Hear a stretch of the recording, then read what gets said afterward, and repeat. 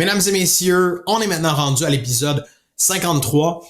Si pour toi, c'est nouveau d'écouter ce podcast-là, bienvenue sur le podcast, bienvenue dans l'univers de H2H Academy. H2H, en passant, qui veut dire Human to Human. Il y a beaucoup de monde, des fois, ils me demandent c'est quoi H2H? Human to Human. Hein? On connaît la vente B2C, la vente B2B. Nous, on n'est pas dans ces écoles-là, on est dans l'école du Human to Human parce que la vente, c'est fait d'un humain à l'autre. Mais aujourd'hui, on va rentrer dans le plus technique que l'humain. On va rentrer dans ton offre de service. Pourquoi on veut rentrer dans l'offre? Parce que t'as beau avoir toute la meilleure structure de vente, le meilleur processus, un bon système d'acquisition de clients, mais si ce que tu vends, c'est un tas de marde, malheureusement, autant que les gens ne l'achèteront pas, mais les gens ne le rachèteront surtout pas parce que tu n'auras pas des bons reviews, tu n'auras pas la capacité de faire certains effets boule de neige puis de grandir ta business si tu n'offres pas quelque chose de suffisamment hot, de suffisamment intéressant pour ta clientèle. Donc, sans plus attendre, je te laisse aller là-dessus. On se revoit de l'autre côté.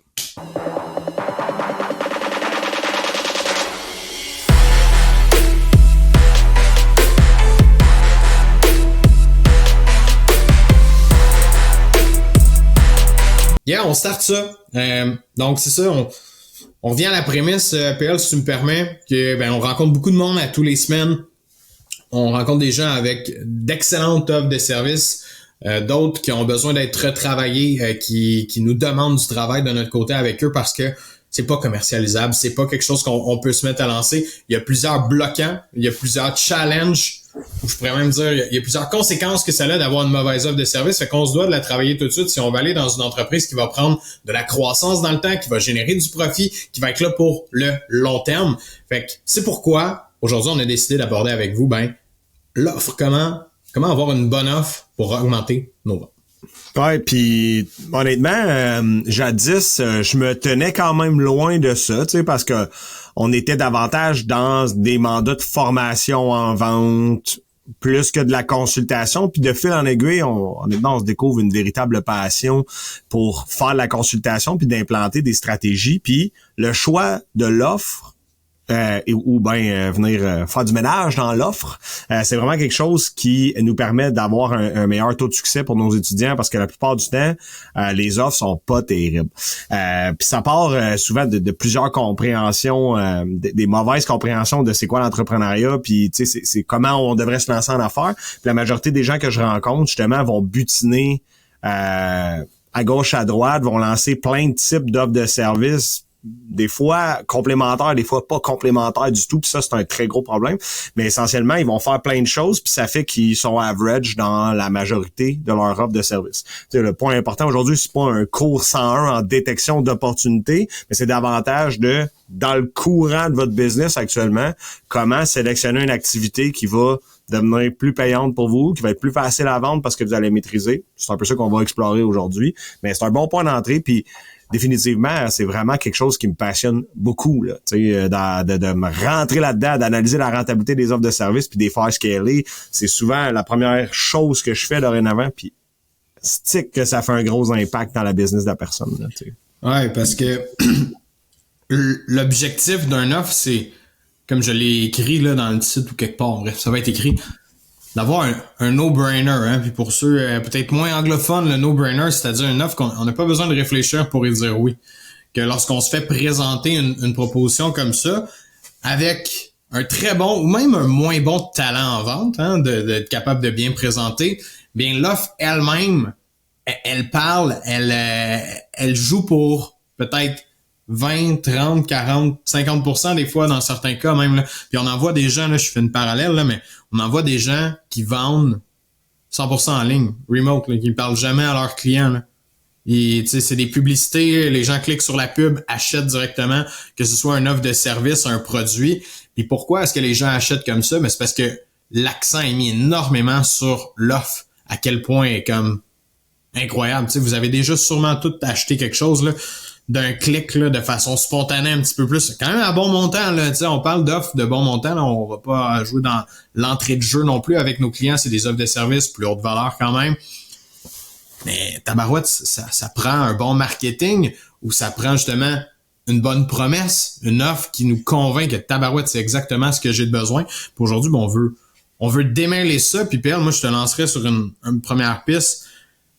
ceux qui ont trop d'offres, justement. C'est un peu comme le défi numéro 1 qu'on vit avec tout le monde. Ouais, puis je pense que c'est ça, faut vraiment briser la croyance limitante une fois pour toutes de si tu fais plein de choses, t'es pas excellent dans tout au début. Tu peux finir par être excellent dans tout dans 10 ans, mais le chemin pour se rendre va être rocky road, puis tu vas laisser beaucoup d'argent sur la table, tu vas faire plein d'erreurs dans plein de divisions, dans plein d'offres de services, puis tu t'exposes à un risque de faire faillite ou de fermer ta compagnie parce que ça devient essoufflant à un certain point de faire trop d'affaires. Donc, ultimement, le premier tips and tricks, c'est genre réduis ton offre de service. À un seul service. Pas à 2, pas à 3, juste un. Puis, pour faire ce choix-là, tout le monde est comme, ouais, ben là, ça a l'air facile d'une même sur un podcast. Ben, effectivement, il y a une intelligence d'affaires en arrière. C'est quoi l'offre de service qui te passionne le plus? C'est quoi l'offre de service qui va faire en sorte que tu vas répondre à un besoin, un vrai, là, chez le client, ou une frustration, ou tu vas venir régler quelque chose chez le client? Puis la troisième, c'est quelle est la plus rentable? Si ces trois facteurs-là, rentable et payante, si ces trois facteurs-là sont réunis pour cette offre de service-là, jusqu'à temps que tu sois un expert dedans, puis at some point, tu vas être capable de la scaler, mettre une ressource en place et ouvrir une autre division. Ouvrir une autre offre de service. J'utilise beaucoup le mot division parce que moi, j'ai segmenté toutes les sphères d'une entreprise comme si c'était des secteurs d'activité différents. Là. Mais des fois, c'est juste je crée des sites web ou je fais des ads. T'sais. Mais pour moi, c'est deux business différents puis ils se gèrent pas de la même façon. Donc, ça, c'est le premier truc, de garder ça simple, faire une quick analyse pour t'assurer que ta prise de décision, elle est basée sur une intelligence d'affaires. Puis ensuite de ça, tu pousses cette offre de service-là. Pour revenir un peu au pourquoi, tu sais, on le voit souvent, justement, ce multiple offre de services-là. Excusez, je pense que ça vient d'une fausse croyance que, on veut répondre toujours à tous les besoins de notre client. Tu sais, quelqu'un vient, tu as pris l'exemple du web, là, qui est très facile parce que le marketing web, c'est tellement comme vaste en 2024.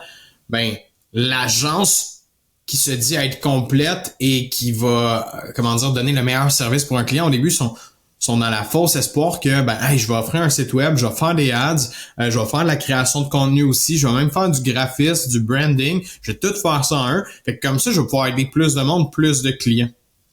Puis, en diluant toute leur énergie à travers ces offres-là, qu'est-ce qu'ils font? Comme tu l'as dit, ils deviennent très médiocres dans chacun de ces départements. Malgré peut-être qu'ils sont bons, mais aux yeux de la clientèle, c'est difficile. Puis, je vais prendre les nouvelles business en exemple, mais c'est difficile quand tu as une nouvelle business, tu offres 5 services différents, de dire, hey, moi, je prends ma place dans le marché, je vais venir me faire connaître, je vais être capable de vendre beaucoup mon offre. Ça va être très difficile pour toi parce que les gens vont te connaître pour ça et pour ça. Donc, en quoi tu es le meilleur? En quoi tu te démarques? Au final, rien. Tu te dilues à travers tes offres, tu dilues ta valeur ou du moins ta perception que les gens peuvent avoir de toi. Fait que ça a un impact sur ton brand. Tu sais, justement, d'avoir multiples offres comme ça, d'avoir trop de possibilités avec ton entreprise, ça a un impact sur le brand, donc sur les ventes au final aussi. Tu sais, il y a quand même un disclaimer à faire ici, tu sais, là. C'est normal quand tu te lances en affaires de vouloir lancer 3-4 lignes à l'eau pour essayer de voir qu'est-ce qui mord, tester la température de l'eau de ta clientèle. Fait que tu dis, je vais essayer 3-4 affaires. Mais rapidement, il faut que tu reviennes te nicher avec un offre de service, le plus payant, puis avec les facteurs que j'ai mentionnés. Puis en faisant ça, tu vas rapidement pogner un edge sur ta compétition. Parce que quand ça fait, 30 fois, 40 fois que tu fais le même genre de mandat ou le même genre de service pour un client, tu deviens rapidement bon, là, tu sais. Il y a à peu près peu ou pas de nos clients qui sont des gens qui font des navettes spatiales, là. Le niveau de complexité, il est pas si compliqué que ça, là. Quand ça fait 30, 40 fois que tu vends un contrat de copywriting pour une niche client en particulier, normalement, le hack, c'est que tu deviens vraiment bon rapidement. C'est rare que je fais ça, mais je vais prendre une question qu'on a dans le chat parce que c'est une de nos étudiantes qui vient de commencer avec nous. Elle dit, est-ce que tu bâtis ta même offre de services en différents paliers, genre premium de base, etc. Puis moi, pour répondre tout de suite un peu à ça, la clé lorsqu'on débute, comme dans ton cas présent ici, c'est d'aller avec une offre de base, en fait, qui va être la meilleure, qui va répondre exactement aux besoins de ta clientèle actuelle, hein, c'est-à-dire, c'est quoi leur problème, comment est-ce que tu pourrais améliorer leur vie demain matin, leur situation, les résultats qu'ils souhaitent avoir, comment est-ce que tu peux faciliter leur vie avec l'offre la plus simple possible pour eux aussi. Et ensuite de ça, tu vas te bâtir une clientèle en vendant cette offre-là over and over and over again à plusieurs compagnies. Mais là, leurs besoins vont évoluer aussi à ces gens-là, probablement. Ou toi, tu vas te rendre compte qu'ils ont d'autres besoins, ils ont à force de travailler avec ta clientèle cible, c'est ce qui va te permettre de créer souvent une offre subséquente, de venir ajouter de l'intelligence d'affaires parce que la proximité que tu vas développer avec eux va te donner tellement plein d'informations, plein de pépites, plein de situations où est-ce que toi-même tu vas réaliser tout ça. Hey, je pourrais les aider avec ça aussi. Hey, je pourrais faire ça aussi. Mais là, encore une fois, c'est là qu'il y a bien du monde qui se casse la gueule. Hein? On revient un peu au principe. L'agence web qui pogne un premier contrat en site web, le client il dit « Hey, j'aimerais ça faire des pubs ». Commence à faire des pubs le lendemain matin pour répondre aux besoins de son client. Mais c'est pas payant vers ça. Là. Il aurait été bien mieux de vendre son offre over and over again. Ben, je pense que c'est un peu la même chose. Faut venir, comme tu l'as dit, PL, tantôt, on vend cette offre-là jusqu'à temps qu'on la maîtrise, on la comprenne, on est capable d'augmenter son pricing, voire même avec le temps, cette offre-là, de dire hey, j'ai atteint mon summum, là, c'est le plus cher, je peux la vendre, elle est profitable, elle donne énormément de résultats pour mon client, et là, bâtir une offre subséquente à ce moment-là pour répondre aux besoins puis augmenter la valeur long terme de nos clients. C'est ça, parce que en plus, là, au pire, là, intégrer un nouveau service, en fait, pas au pire, au mieux, intégrer une nouvelle offre de service quand tu es connecté sur le 110 de la douleur de ton client, là, puis qu'à toutes les fois, tu rencontres ce même genre de problématique-là. Tu règles un problème, mais tu es très au courant qu'ils ont une autre problématique pour laquelle, at some point, tu pourrais les remarketer ou leur revendre quelque chose. Je trouve que c'est là que tu bâtis une offre complémentaire de haute valeur parce que tu es 110% certain que ça va marcher. T'es tellement convaincu parce que tu le vois à toutes les fois. Fait que c'est même pas émotionnel, c'est rationnel comme prise de décision. Puis honnêtement, dans la détection des opportunités, d'être rationnel, c'est pas toujours évident.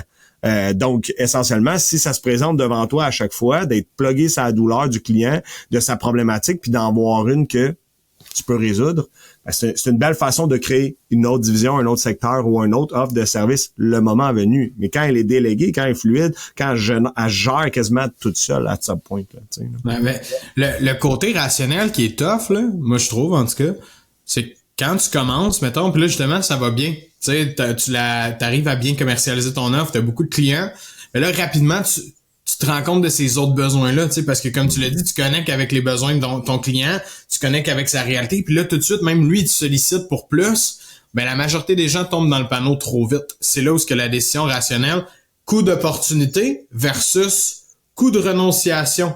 Si je décide de faire une nouvelle offre, hey, c'est du temps de plus que je mets là-dessus, que je mets pas à vendre mon autre qui me rapporte tout mon argent actuellement.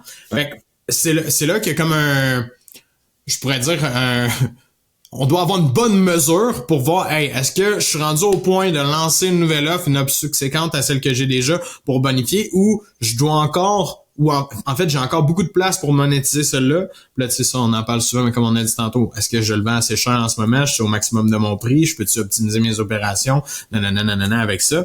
Mais c'est tough, ce moment-là, moi, je trouve, parce que tu vois l'argent être possible là, à rentrer, là, c'est-à-dire que tu dis que tes clients sont prêts à te payer pour ça, genre, toi, as-tu des tips, mettons, un trick, je suis sûr que... Ben, moi, tu me connais, en toi puis moi, c'est moi le casse-pied, là. Fait que ça m'amène à l'autre, en fait, l'explication, souvent, c'est de venir calmer l'impulsion, puis le désir d'innovation, puis le désir de créativité. Parce que quand j'explique aux gens qu'il faut qu'ils reviennent à un offre de service, tout le monde est comme, ah, mais tabarnak, je fais pas de la business pour faire la même affaire pour le restant de ma vie. Puis là, je suis comme, c'est pas ça que j'ai dit, mais une entreprise qui fait pas de cash, c'est pas une entreprise heureuse. Fait qu'à un certain point, t'es pas plus avancé. Fait que moi, je suis comme, on va te mettre dans un carré de sable pour une période de temps, puis quand le carré de sable va bien aller, tu vas être autonome, tu vas gérer du cash, ben là, tu vas pouvoir avancer. Mais moi, je pense qu'il faut se ramener aux fondamentaux de pourquoi on veut faire de la business, tu sais. Puis tu sais, si c'est parce que tu fais de la passion, parce que tu veux vivre de ta passion, tu veux pas faire une business qui fait excessivement de sous, tu veux juste en vivre, ben butine, puis amuse-toi, puis c'est OK. On dit pas de pas le faire, mais si tu fais une business qui fait 6 chiffres avancés, c'est pas en faisant 14 offres de service, puis là, j'ai vu dans ton mailing, là, genre le couscous royal, pelleté taco l'hiver, puis je te fais ton site web. Tu sais, à un moment donné, c'est pas là que tu vas détecter les opportunités à haut rendement dans ton entreprise. Fait que c'est ça que je veux dire par je suis casse-pied, je ramène les gens à l'essentiel. Regarde, montre quelque chose qui va générer 10 000 $ de profit par mois, puis après, on parlera de scaler, puis tu sais, d'avancer dans d'autres choses, là, tu sais. Mais, honnêtement, ça, faut juste se ramener à, c'est pas le fun, nécessairement, là, faire de la business tout le temps. Puis si c'était juste de nager dans le plaisir, Je pense que c'est ça qui détermine que quand tu nages dans le plaisir, c'est difficile de faire de l'argent dans une business. Parce qu'il faut se ramener à ce qui rapporte le plus, puis c'est pas toujours ce qui te fait le plus plaisir. Tu sais, faire du cold call, c'est pas ce qui fait le plus plaisir aux gens. Malheureusement, c'est aussi ce qui est le plus payant parce que t'as pas de ad cost, t'as pas de dépenses marketing, etc. Fait que tu sais, c'est un bon exemple ici. Là. Ouais, je suis 100% d'accord avec toi parce qu'effectivement, c'est... Tu sais, moi, je le vis souvent, là, ça, tu sais, maintenant, on maîtrise quelque chose, puis là, je suis comme...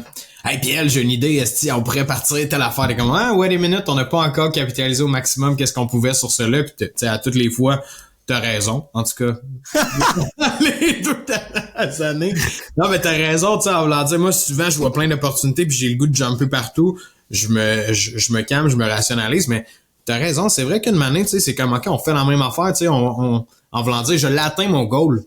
Tu sais, où je voulais faire ça, ben peut-être des fois c'est quand les goals sont pas assez élevés ou peu importe, mais ouais, c'est pas facile de se rationaliser, de revenir à la réalité que bon, ben faut monétiser avec ça, puis on aura du fun plus tard en lançant notre offre. Peut-être que c'est ça qui nous allume, c'est ça qui nous excite à refaire. On en lancera une deuxième quand viendra le temps. Mais pire encore, là, il y en a que je coach, là, puis on sait délibérément que la deuxième offre de service, elle rapportera $0 à l'entreprise, mais c'est tellement de passion pour l'entrepreneur qui veut la faire.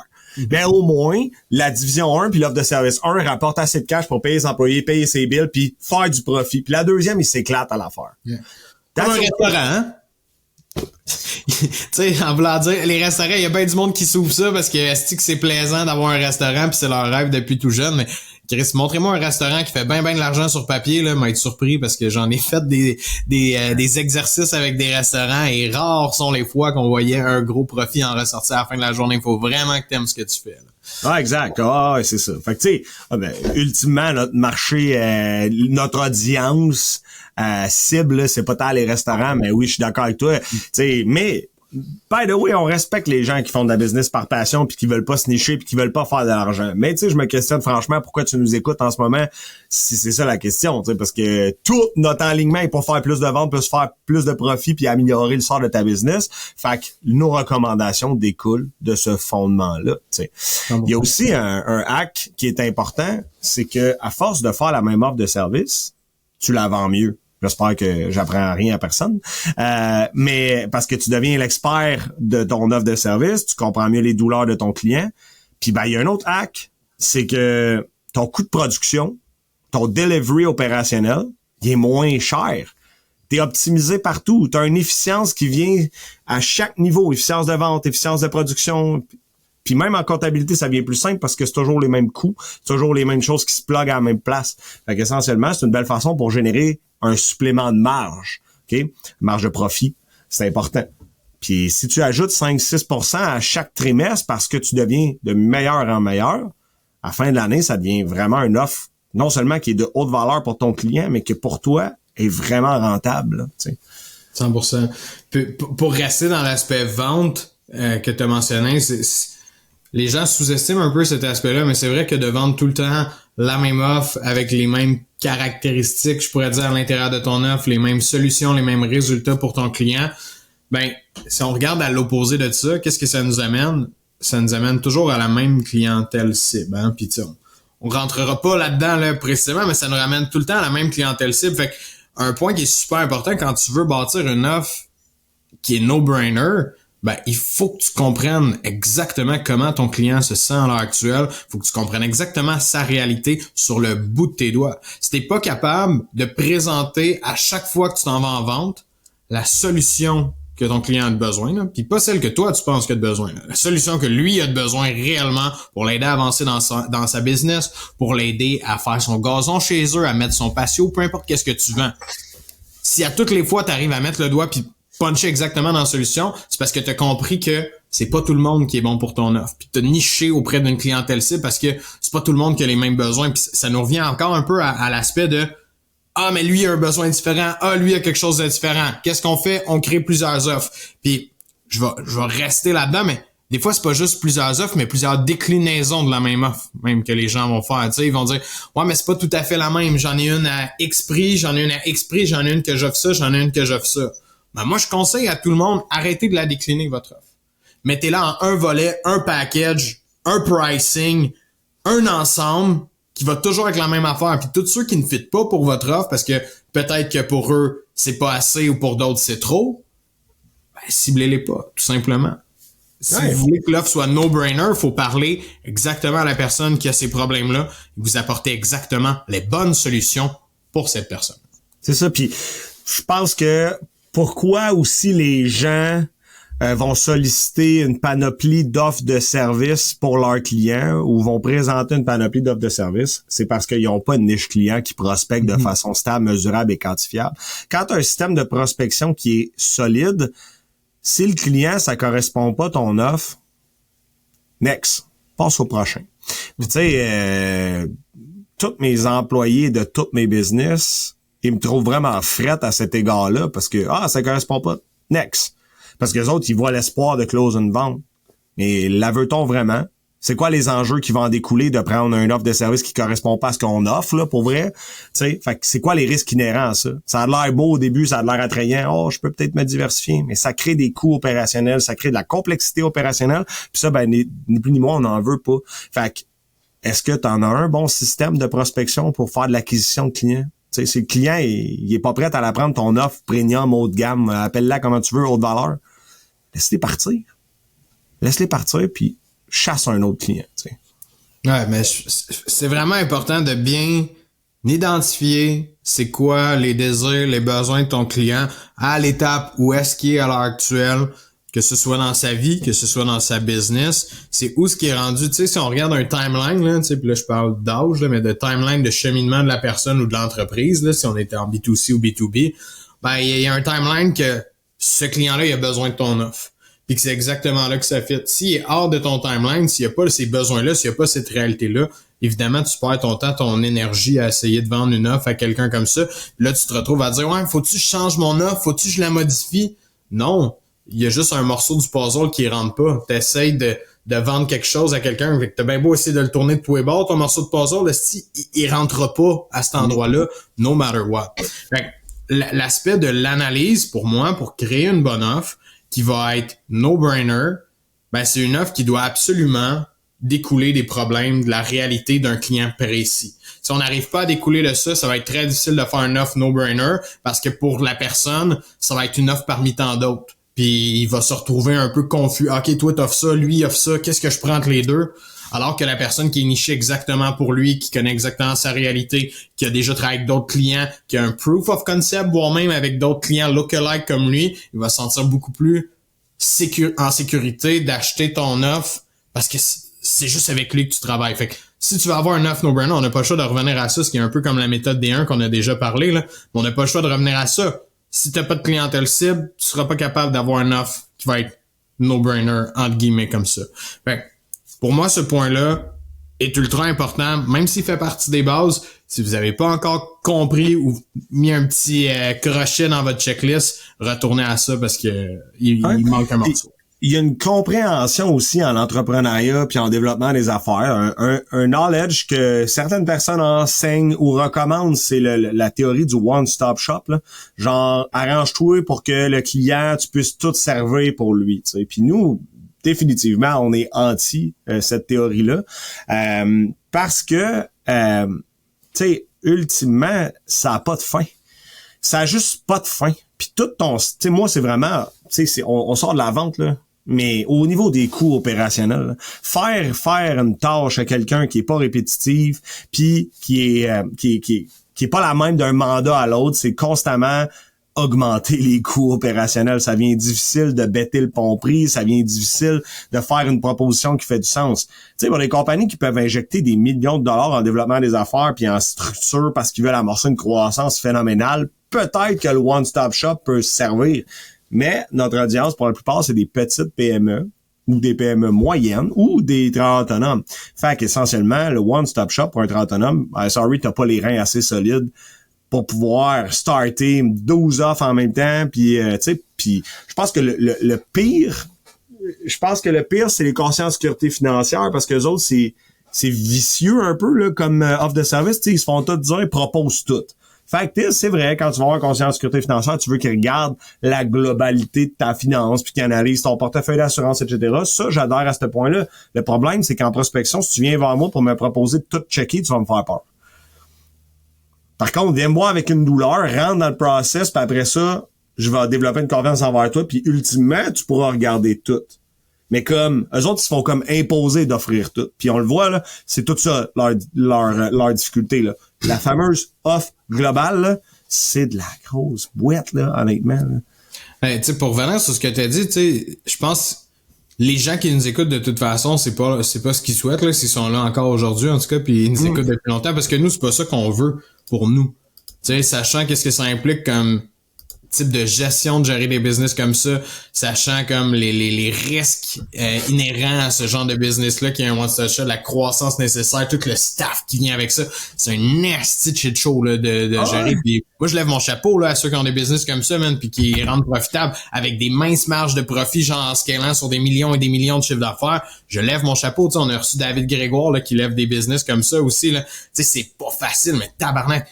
Avec, mettons, le lifestyle et ce qu'on a aujourd'hui, tu sais, on n'a pas le goût de s'en aller là-dedans puis peut-être d'augmenter notre niveau de stress, avoir tellement de gestion à faire comme ça. Fait que je pense que, tu sais, tu l'as dit, c'est juste pas dans notre clientèle cible. À nous, ça, justement. C'est pas les bobos de notre clientèle d'aller voir, là. Ouais, exact. Mais, tu sais, ça reste quand même que à essayer de comprendre c'est quoi vos croyances limitantes, tu sais. Parce que, croyez-moi, d'offrir plein de choses, ça vous éloigne de votre vie rêvée d'entrepreneur. Ça, c'est certain. Parce que j'ai des gens qui me l'avouent, là. Je fais des offres de service, je fais pas d'argent dessus, je fais moins que le salaire minimum. Je suis comme, pourquoi t'as accepté le mandat? Ça n'a pas de bon sens. Flush-les, fais un offre, puis focus là-dessus, puis fais-en une obsession. Dans un moment donné, là, c'est pas compliqué. Tu fais un offre, t'en fais une obsession, tu comprends tellement le client avec toute sa subtilité qui va en découler que tu vas finir par scorer. Puis quand tu vas scorer, tu vas te dire, coudonc, ça a donc bien rentré facilement. Ah, ben là, t'es prêt à augmenter ton prix. C'est ça la résultante, tu sais. Fait que, on peut en parler de long en large aujourd'hui, là. Mais gardez ça simple, c'est pas compliqué. Là. C'est le mot d'ordre. C'est 100% le mot d'ordre d'avoir une bonne offre. C'est une offre qui va être simple. Puis c'était justement mon autre point sur lequel je voulais bonifier parce que à la base, avoir une offre qui est no-brainer, c'est une offre, tu sais, comme on l'a dit, bon, qui s'adresse à un client qui vient résoudre un problème pour lui spécifiquement, qui se sent très interpellé par ça, qu'on est capable de scaler cette offre-là, qu'on est capable de simplifier nos opérations, que ça nous aide à dégager de la marge de profit intéressante pour notre business. Mais pour le client, d'avoir cette offre no-brainer-là, au-delà du marketing puis du client cible, il y a une chose ici que je tiens à ajouter. Le mot simplicité, on le ramène, mais dans un autre cadre, dans le cadre de la présentation, puis dans le cadre des détails de votre offre, puis de ce que vous faites, de ce que vous faites pas. Pour moi, ça, c'est un gros deal breaker quand que je me fais présenter quelque chose et que je dois me gratter la tête, genre. Non, mais no joke, là, Chris. OK, là, tu fais ça, là, on va faire... Tu sais, là, tu regardes ça, le plan de match, là, pis ça a l'air d'un jeu de serpent-échelle, là. On monte là, on va redescendre ici, là, après ça, on va faire ça, là, t'es là... Tu sais, t'es comme, mais Chris, ce service-là, il va être très complexe pour moi. Juste à l'acheter, je trouve ça compliqué. Je suis en train de me poser des questions de comment ça va fonctionner et ça ne doit pas être dans la tête d'un client. Quand tu viens présenter un offre no-brainer, tu dois pas laisser place à un questionnement. Non. Quand t'as la maîtrise totale, bien évidemment, là, oui. Tu dois pas laisser place à un questionnement. Faut que la personne est comme, je suis dans cette situation-là ici, j'ai un problème et je souhaite avoir ce résultat-là. Tout ce que tu dois faire, c'est, voici un pont, je te le construis, OK? Tout ce que tu as à faire, c'est marche dessus, OK? Je construis le pont, là, marche en arrière de moi, tu vas voir, on va arriver au résultat. Ça, là, c'est vendre une offre sans laisser de doute dans la tête de ton client. Si tu commences à dire, regarde, je vais commencer le pont, OK? Là, tu vas aller me chercher du stock au Patrick Morin, tu vas me revenir avec ça, là, tu vas le débarquer. Dans 2 jours après, je vais venir le chercher, voudrais-tu mettre une bâche dessus parce qu'il va peut-être mouiller. T'sais, là, déjà, je suis comme Chris, c'est bien compliqué ton pont. Tu peux pas juste le faire, rester puis me dire quand il est prêt à la place. Ouais, mais c'est un peu plus compliqué. Non, tu vois, tu sais. Puis là, je banalise là avec en fait, je fais un exemple avec une situation complètement stupide. Mais c'est que des fois, on dirait que c'est ça qu'on entend quand quelqu'un est en train de présenter son offre, qui démontre qu'est-ce qu'il va faire pour le client. Soit qu'il va trop parler des caractéristiques, de genre comment que son offre est belle, puis qu'elle est cute, puis qu'elle est ici, mais on s'en calisse. Mais on parlera pas assez de la solution. On parlera pas assez juste du simple chemin qui va se faire dans la tête du client, du point A au point B, that's it. Là. On amène là, du point A au point B. Merci, bonsoir. T'as t'as 100% raison, puis on le dit souvent, le bon vendeur ou l'entrepreneur qui fait de la vente, qui performe, c'est un facilitateur de prise de décision. Hey, si tu pitches ton offre pis t'as de la misère à te comprendre toi-même, tu penses-tu que la personne va être en mesure de prendre une décision? C'est clair qu'il va te dire, il va prendre le temps de décanter tout ça puis je te reviens. Tu sais, parce que même pour toi, c'est difficile de la vulgariser. Tu sais, on en parle souvent. Faut que ça soit facile de prendre une décision. Alors, douleur, solution, résultat, je suis la bonne ressource, on a confiance, on a un bon fit, signe en bas, let's go, on décolle. Puis on t'amène du résultat pour vrai. Parce que c'est aussi ça, hein, avoir une offre de service. Juste une. C'est qu'on est bon pis on devient excellent. On n'est pas juste average. On est excellent. Puis quand on est excellent, on se fait référer. Ah, un autre hack. Boom. Appelle PL, il va t'aider avec ta business. Hein? Appelle telle personne. C'est la bonne ressource pour ça. Il est spécialisé là-dedans. Ouais, puis ça rentre un peu pour moi dans le no-brainer. Quand que t'es capable d'entourer ton offre, ton produit, d'un marketing, puis là, c'est peut-être next level pour certains, mais quand tu es capable d'entourer ton offre de service d'un marketing, d'un branding qui démontre ta solidité, qui démontre ton expertise, qui démontre du témoignage. Puis tu sais ça, même pour les entrepreneurs qui débutent, là, des fois, t'as pas besoin d'avoir eu 25 clients là, pour être capable de démontrer tes skills, puis qu'est-ce que tu es en mesure de faire, d'aller chercher des témoignages de certains clients avec qui tu as travaillé, que tu as fait du travail. Déjà, ça va t'aider. Parce que si tu veux avoir une offre qui est no-brainer, puis que ton client prenne une décision en claquant des doigts, il doit y avoir de la confiance qui est installée là-dedans. Fait que t'as bien beau des fois avec le meilleur vendeur du monde, là, le plus funny, flatte le monde dans le sens du poil, mais c'est pas nécessairement pour ça que les gens vont avoir confiance en toi demain matin en claquant des doigts. Fait que tu dois être capable de démontrer ton expertise à travers ça. Puis je le répète, c'est pas encore en démontrant des caractéristiques une expertise. Il y a bien du monde qui font une différence là-dessus, bien en fait, qui se mélangent avec ça tout simplement. C'est comme, ben là, j'ai vraiment bien présenté step by step tout qu'est-ce que j'allais faire. Ouais, mais n'importe qui est capable de lire un PowerPoint aussi, là, puis de nommer des bullets, là, je veux dire, tu sais, Chris, ça prend pas la tête à Papineau. Démontre-moi ton expertise. Montre-moi, tu sais, qu'est-ce que t'as fait pour quelqu'un d'autre. Prends le temps de me mettre dans une situation où je sens que je suis pas le seul clown, là. Je sens que je suis pas le seul. Non, mais c'est vrai, tu sais, des fois, le monde... C'est un bon ressenti, ça, c'est bon. Non, mais c'est vrai, Chris, c'est comme Chris, il me présente ça, tu sais, ça a l'air bizarre, puis je pense beaucoup au monde qui ont des offres innovatrices. On est en 2024 quand même, il y a des nouvelles business qui font surface, il y a des offres qu'on n'a jamais vues, qu'on va commencer à avoir de plus en plus, il y a de la diversité en entrepreneuriat, which is fucking cool. Mais c'est dur de se faire connaître puis d'aller chercher un certain niveau de confiance avec tes clients. Tu sais, quand tu vends du marketing, c'est pas pire. Tout le monde offre du marketing. Là. Les gens, ils savent qu'est-ce qu'ils achètent indirectement, malgré que la majorité ont eu des mauvaises expériences et tu dois te battre contre ça. Mais ça reste que, tu sais, si demain matin, tu dis... ça, c'est une idée de business que j'ai en passant, là. Si demain matin, tu dis, ben moi, je te forme sur comment utiliser toutes les tools de AI au monde, genre, puis je te montre comment, genre, optimiser ton temps de 30% dans ton année en utilisant de l'intelligence artificielle dans ta business. Ben, OK, mais t'es-tu bon? T'es pas bon? J'ai jamais entendu ça. C'est nouveau, là, tu sais. Je veux dire, il y a personne qui fait de la formation AI. Là, je dis personne, il doit en avoir, là, mais moi, c'est une idée qui me vient dans la tête. By the way, puis moi je la donne, mon idée, ça me dérange pas. 50 000, OK? Bref, c'est plus nouveau, c'est plus difficile d'y croire, c'est plus... tu sais, nous, on a vécu ça aussi, hein, au début. C'était nouveau, là, formation en vente comme ça au Québec, il y en avait, mais pas sur le format qu'on l'offrait, pas qu'est-ce qu'on parlait, pas dans notre jargon, pas avec l'aspect un peu cru qu'on apporte ici. J'allais dire, pas avec deux gars qui sacent sur leur podcast à outrance. Non, mais la vente était vue à la légère depuis bien longtemps, je pense, quand je regarde le marketing de n'importe qui d'autre, puis on a apporté vraiment, je pense, l'aspect véridique et réel de ce que c'est réel, ce que c'est vraiment la vente. Fait que je répète des mots aujourd'hui. Mais bref. Tu sais, encore là, ça apporte un défi. Fait que si vous êtes capable d'apporter du proof of concept, définitivement, allez chercher le trust de vos clients, ça va aider énormément. Puis tu sais, je terminerais ça, une autre croyance limitante, là. Les gens vont proposer plusieurs offres de services parce qu'ils disent qu'il y a beaucoup de compétition. OK? Puis que, justement, vu qu'il y a beaucoup de compétition, ben d'en offrir plus, ça va me donner une possibilité d'avoir plus de clients ou d'avoir de la clientèle. Mm-hmm. Mais ça aussi, c'est une croyance limitante, tu sais. Puis on revient à l'expertise. Fais un offre, deviens la machine de cette offre-là, fais-toi reconnaître pour être la machine de cette offre-là. Boum! Plus facile en vente, les références, la prospection est plus facile, puis whoop, tout à coup, t'as les clients que tu veux travailler.